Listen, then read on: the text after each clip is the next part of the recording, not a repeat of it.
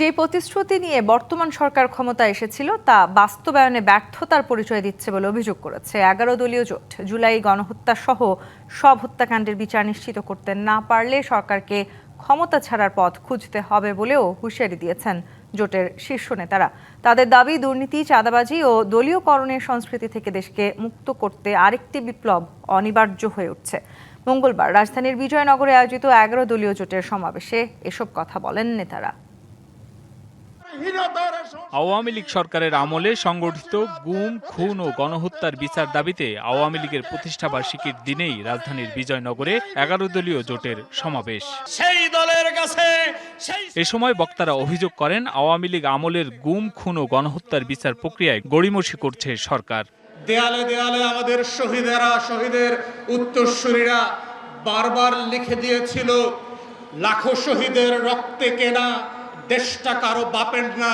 বিচারের দাবিতে আমরা মাঠে ছিলাম, আছি, ভবিষ্যতে থাকব। বিচার নিয়ে আমরা কোনো এক সেকেন্ডও কোনো কম্প্রোমাইজ করব না।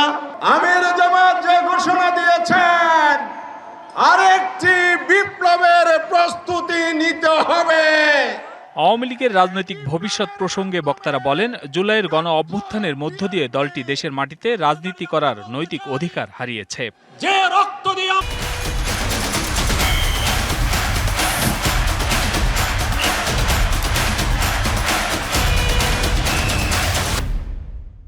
আমরা জুলাই বিপ্লব ঘটিয়েছি, যে রক্ত দিয়ে ফ্যাসিবাদকে বিতাড়িত করেছি, জীবন দিয়ে হলেও বাংলার মাটিকে ফ্যাসিবাদ মুক্ত রাখবো ইনশাআল্লাহ।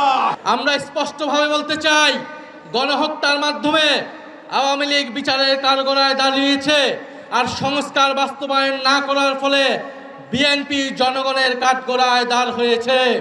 জামায়াত আমির ও বিরোধী দলীয় নেতা ডাক্তার শফিকুর রহমান হুঁশিয়ারি দিয়ে বলেন, জুলাই গণহত্যা সহ সব হত্যার বিচার নিশ্চিত করতে না পারলে সরকারকে ক্ষমতা থেকে সরে যাওয়ার পথ খুঁজতে হবে। তার অভিযোগ, ওসমান হাদি হত্যাকাণ্ডের বিচার ধামাচাপা দেওয়ার চেষ্টা চলছে। ফ্যাসিবাদের হাতে যতগুলা খুন হয়েছে, গুম হয়েছে, নির্যাতন হয়েছে, সবগুলার বিচার তারা করবে। ক্ষমতায় বসার পর এখন তাদের সুর পাল্টে গেছে। আমরা পরিষ্কার বলে দিচ্ছি, হয় আপনারা বিচার নিশ্চিত করুন, না হয় আপনারা যাওয়ার রাস্তা খুঁজে বের করুন। এই রাস্তায় আমাদের কলিজার টুকরা বিপ্লবের প্রতীক শরীফ ওসমান হাদিকে হত্যা করা হয়েছে। তার বিচারও ধামাচাপা দেওয়ার চেষ্টা চলছে। এখন পর্যন্ত চার্জশিটটি দেওয়া হয় না।